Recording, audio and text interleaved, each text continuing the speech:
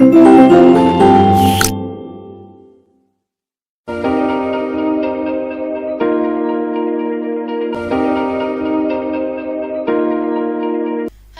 कैसे हैं आप सभी। So today we will start our chapter number 1 in English. Our chapter name is the furry home, यानी कि द फरी होम।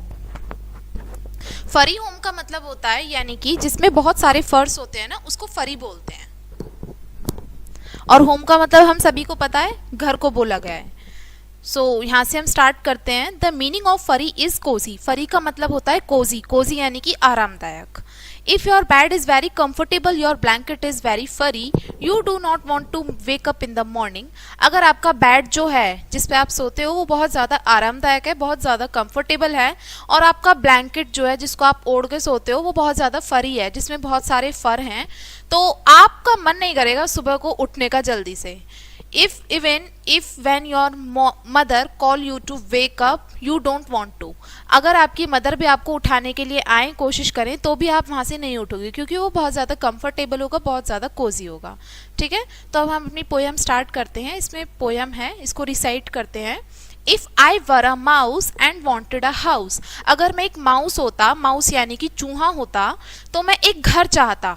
यहाँ पे एक माउस की बात हो रही है, चूहे की, और कहा गया है कि अगर मैं एक माउस होता तो मैं एक घर को चाहता। I think I would choose my new red shoes. मैं सोचता हूँ और मैं ये चूज करता कि मेरे नए शूज हों, रेड कलर के मेरे नए शूज हों।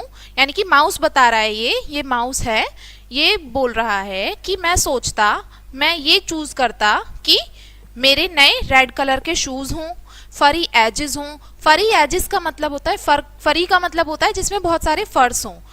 ठीक है, और एजेस का मतलब होता है कॉर्नर्स, यानी कि ऐसे कॉर्नर्स हों मेरे शूज के अंदर जिसमें बहुत सारे फर्स हों। ठीक है, और मैं उसमें आराम से बैठ के रिलैक्स कर सकूं। फर इनसाइड, जिसके अंदर बहुत सारे फर्स हों। What a lovely place to hide, और ये कितना अच्छा, लवली बहुत अच्छी जगह होगी मेरे लिए छिपने के लिए। हाइड का मतलब होता है छिपना। I had not to travel, I had not roam. उसमें ना तो मुझे कहीं यात्रा करनी पड़ेगी, ना मैं आराम से कहीं पे मुझे जाना पड़ेगा, और ना मुझे कहीं घूमना फिरना पड़ेगा इधर से उधर। मैं उसमें आराम से फर वाले अपने नए रेड शूज में मैं उसमें आराम से कंफर्टेबल होके बैठ सकता हूँ। जस्ट सिट इन माई फरी होम, और मेरे जो फरी होम होगा, ये जो मेरे शूज होंगे रेड कलर के जिसमें बहुत सारे फर्स होंगे अंदर, इसमें मैं बहुत आसानी से मैं अपने इस फर वाले घर में बहुत आराम से बैठ सकता हूँ, बहुत आराम से। ठीक है, तो ये पोयम थी हमारी, जिसमें एक माउस है, इसने अपने जो फीलिंग्स हैं वो शेयर की हैं कि वो क्या चाहता है। और इस पोयम के जो राइटर हैं वो हैं J.M. वेस्ट्रप। ठीक है, तो अब हम इसके कुछ वर्ड मीनिंग्स देख लेते हैं।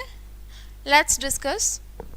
फरी, फरी का मतलब होता है कवर्ड विद फर, यानी कि जो फर से पूरा ढका हुआ हो, कवर्ड हो।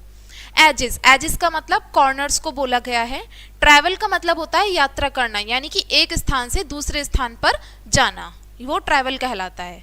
रोम, रोम का मतलब होता है घूमना, यानी कि बिना किसी, हमारा कोई उद्देश्य नहीं है लेकिन फिर भी हम इधर से उधर घूमे जा रहे हैं, तो उसको रोम बोल देते हैं।